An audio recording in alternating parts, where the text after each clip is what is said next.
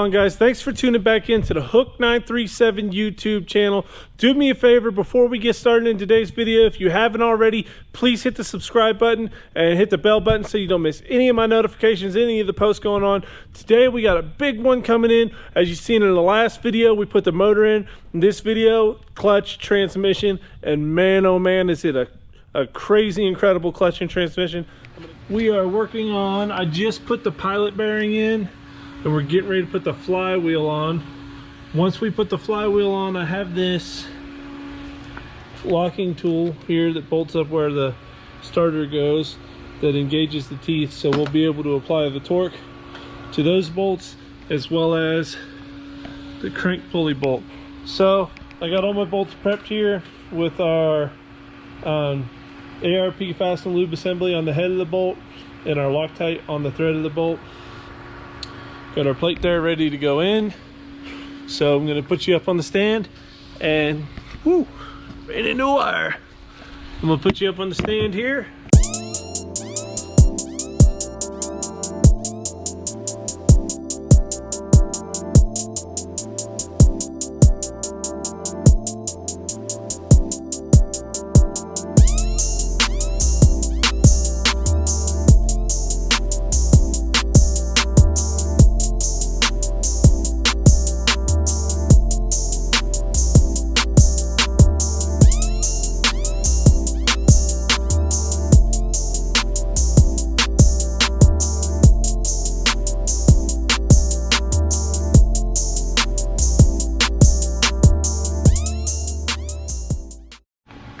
Alright guys, so we got the flywheel put in, bolted in. We need to clean it up because it's been sitting for a while, but that's just no big deal.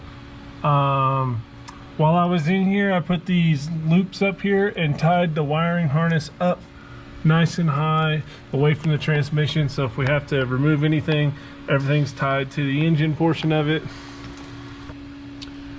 I think that's it for this portion right here because the clutch alignment tool won't be until tomorrow. So on to the next thing, and I want to share with you guys, I kind of looked at some of the footage I recorded last night and I was like, I'm going to re-record that and I'm going to tell them. So obviously, you know, we're staying stick shift, right? Because I just put a big clutch in it. The clutch is a Boninfante slipper clutch, built by Boninfante from McLeod. It's a 2-disc clutch capable of 2,000 horsepower. I call them McLeod. It's perfect for drag racing. It's streetable clutch for stuff like race week, drag week, stuff like that. And I was like, you know, how's my trans gonna hold up? So started thinking about it and we went ahead and pulled the trigger. That's the old T56. That's the new T56 Magnum. But that's not just a T56 Magnum. That trans is built by Liberty Gears. It's all options, face plated, everything. So if you've ever seen like Joel Grandis Supra, that's the same transmission. We put our bell housing on it, measured for our pilot bearing, which you've seen is already in there, and we're getting ready to put the tilt and throwout bearing in there and take those measurements, get that dialed in, and then we'll be swapping over our old GM rip shifter and the motor mount, the Henderson motor mount. So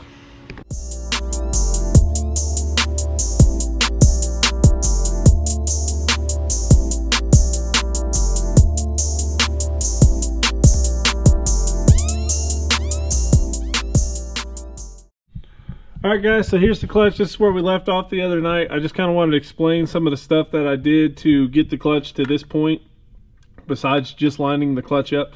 So basically these are the nuts here. This comes with the ARP hardware from McLeod. This is the hardware here that you tighten the clutch down. Now the base pressure on this clutch is set off of a height measurement, which is a 0.702. It's a pretty precise measurement, measured through this hole here.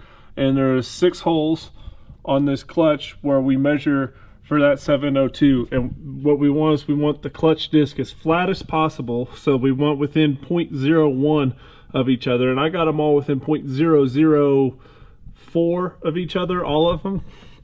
So what you do is you basically loosen up these nuts here. And then here there's this barrel. And this barrel is on a threaded stanchion that you could thread out or thread in. Each hole on this barrel represents a 0.01 thousandths. So kept adjusting it, it took several tries, we got it dialed in. So what this is actually considered is our clutch's base pressure. So underneath these stands right here is a spring that applies pressure to the clutch. Inside of these stands there's an Allen key that we would, if we turn it right, it would loosen because it would back the Allen key out, releasing tension off the spring. And if we go the other direction, it would apply more tension onto the spring, because you can see our positive and our negative here. So this is our base pressure set at 0.702. Basically, if I drop the clutch right now and the clutch just keeps spinning, the wheels never hook up, we would tighten this up. If I drop the clutch and it hooked up too fast, we would loosen this up. And then when we get out on the big end, we would hang weights off of these arms. So that's essentially how the slipper clutch works.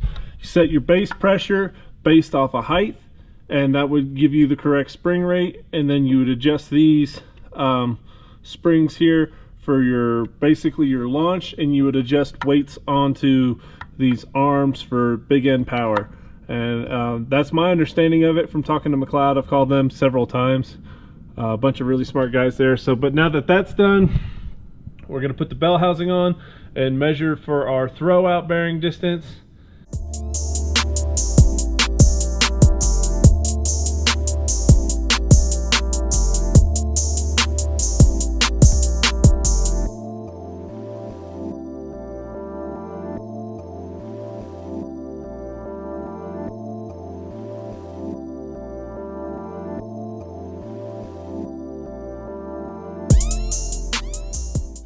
All right, we got the bell housing in there, straight edge across it so that we can measure to the face of these fingers, so that we can measure what the correct depth for our throwout bearing should be. So just gonna go grab a dial indicator, write that depth down, read the instructions, because Tilton knows what they're doing better than I do. And then we'll get this throwout bearing set up on the transmission. I'll be showing you guys that, and then we'll be stabbing the trans right after that. This is really kind of a quick process today.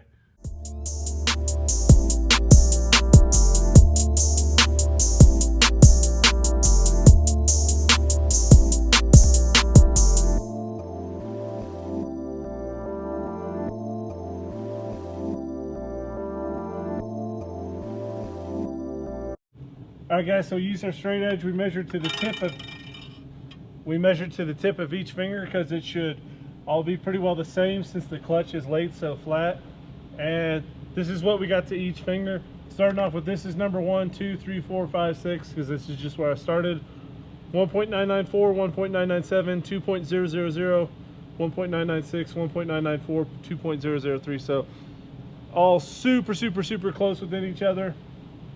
So we're going to take these measurements back over to the workbench, do the math that's required, and see where we need to be setting this throwout bearing. Alright guys, so we got us a Tilton 6000 series adjustable throwout bearing here with nice -4AN lines. And basically what the Tilton instructions say to do is we take our measurement from the fingers, which I added all these up, divided by 6. I got an average of 1.997. And then you subtract a 0.125, and that's the depth we want to set from the face of this to the face of the transmission, which is a 1.872.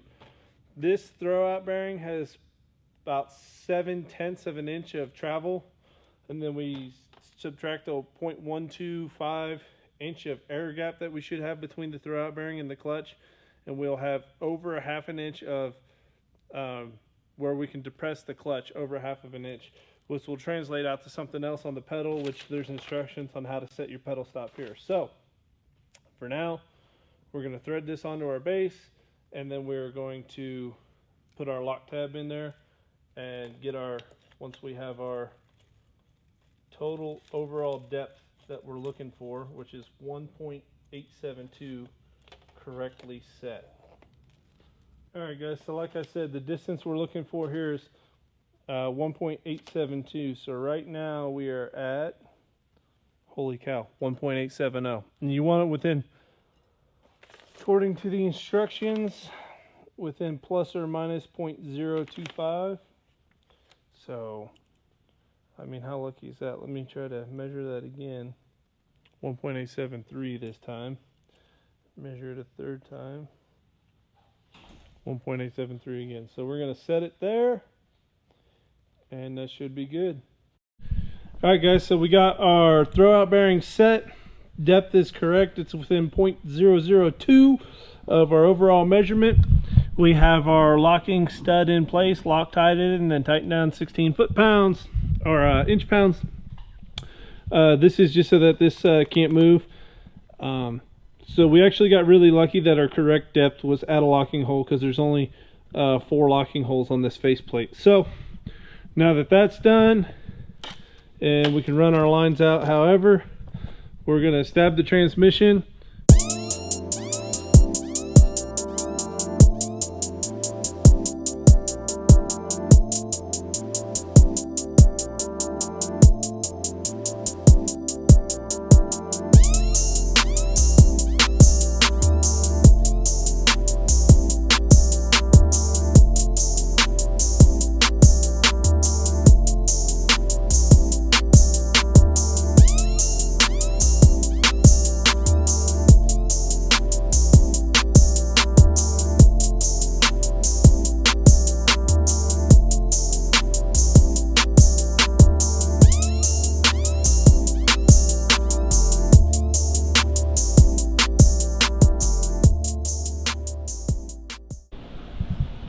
We got the transmission in with our new transmission mount, our twin disc clutch. Everything's bolted in. There's a couple bolts loose that I have to I boogered up, so I got to rethread 2 bolts.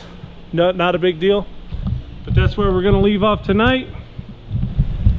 Clutch is in, dialed in for at least for startup and tune, and the transmission is in.